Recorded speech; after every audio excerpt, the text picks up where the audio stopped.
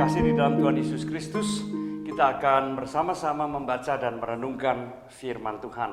Untuk itu mari kita terlebih dahulu berdoa.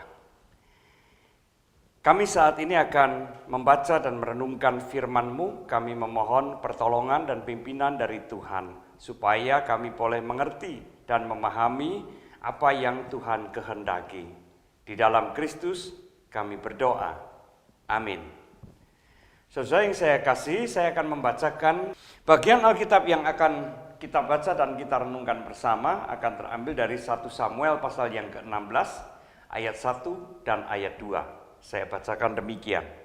Berfirmanlah Tuhan kepada Samuel, berapa lama lagi engkau berduka cita karena Saul? Bukankah ia telah kutolak sebagai raja atas Israel? Isilah tabung tandukmu dengan minyak dan pergilah. Aku mengutus engkau kepada Isai, orang Betlehem itu, sebab di antara anak-anaknya telah kupilih seorang raja bagiku. Tetapi Samuel berkata, bagaimana mungkin aku pergi? Jika Saul mendengarnya, ia akan membunuh aku.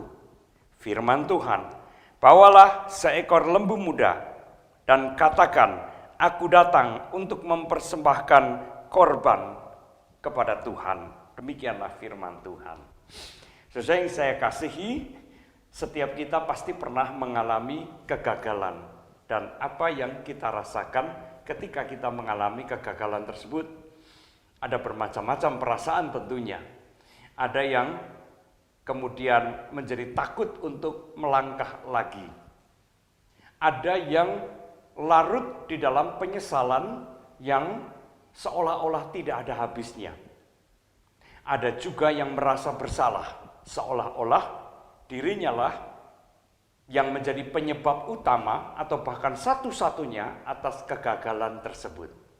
Samuel juga sedang larut di dalam kedukaan oleh karena Saul ditolak oleh Allah. Ia merasa bahwa kegagalan Saul adalah kegagalan dirinya. Bukankah Samuel yang mengurapi Saul menjadi raja atas Israel? Sikap Samuel ini tidak berkenan di hadapan Tuhan, dan oleh karena itulah Allah menegur Samuel, dan bahkan kemudian Allah memerintahkan Samuel untuk bangkit dan pergilah ke Betlehem, karena di sana Allah sudah mempersiapkan seorang raja yang akan menjadi pengganti Saul.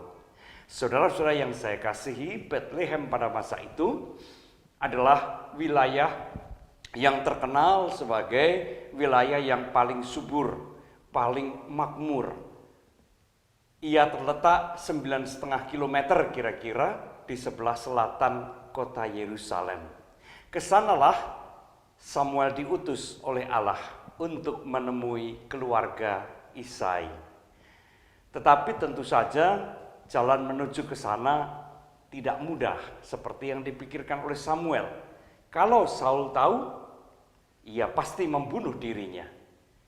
Nah, tetapi ketika Allah berkehendak, ketika Allah berencana, ia tidak hanya sekedar memerintahkan, tetapi ia juga membuka jalan, ia juga menuntun dan menata segala sesuatunya.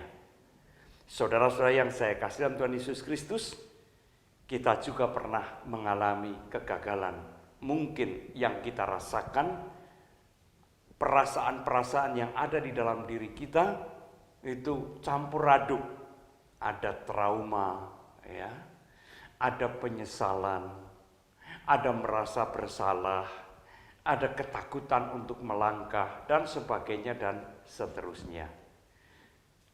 Pada satu sisi itu manusiawi ketika kita mengalami kegagalan, apalagi kegagalan yang kita nilai sangat fatal. Tentu itu menimbulkan perasaan campur aduk seperti tadi. Tetapi saudara yang saya kasih, hendaknya kita juga menyadari bahwa kita tidak boleh terus-menerus larut di dalam perasaan-perasaan semacam itu. Allah juga tidak menghendakinya. Yang Allah kehendaki adalah, baiklah kita sudah pernah gagal, tetapi bangkitlah dan tetaplah kerjakan tugas dan tanggung jawab kita. Bangkit dan majulah. Karena kita percaya bahwa di dalam kegagalan itu yang dikehendaki oleh Allah adalah kita belajar dari kegagalan itu untuk memperbaiki apa yang akan kita lakukan.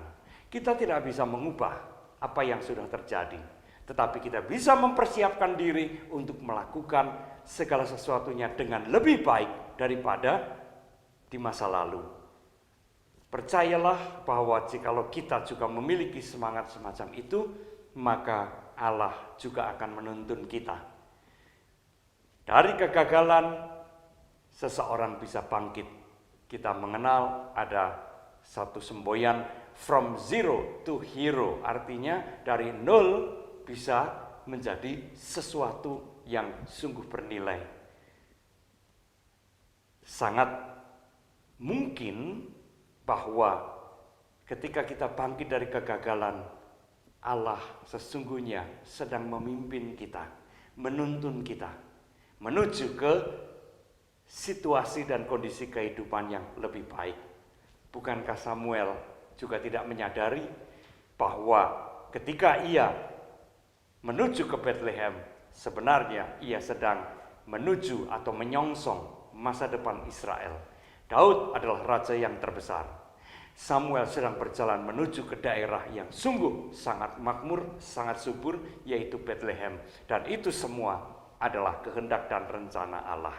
Maka jikalau saat ini kita sedang berada dalam kedukaan karena kegagalan di masa lalu atau kesalahan di masa lalu, jangan larut di dalam semuanya itu, bangkitlah, majulah. Tuhan sedang memimpin kita menuju ke masa depan yang lebih baik. Tuhan memberkati kita. Amin. Mari kita berdoa. Bapa di dalam surga, kami bersyukur bahwa pada awal tahun 2021 ini kami diingatkan supaya kami tidak larut di dalam masa lalu kami. Apapun masa lalu itu, kegagalan ataupun kesalahan, tetapi yang dikehendaki oleh Tuhan, kami bangkit, maju ke depan, karena Tuhan sedang menyiapkan jalan menuju ke masa depan yang lebih baik. Berikanlah kepada setiap kami ya Tuhan, semangat, pengharapan, dan keyakinan bahwa Tuhan bersama-sama dengan kami menyongsong hari depan yang lebih baik. Terima kasih Bapa, ke dalam tangan-Mu kami menyerahkan perjalanan hidup kami. Di dalam Kristus kami berdoa. Amin.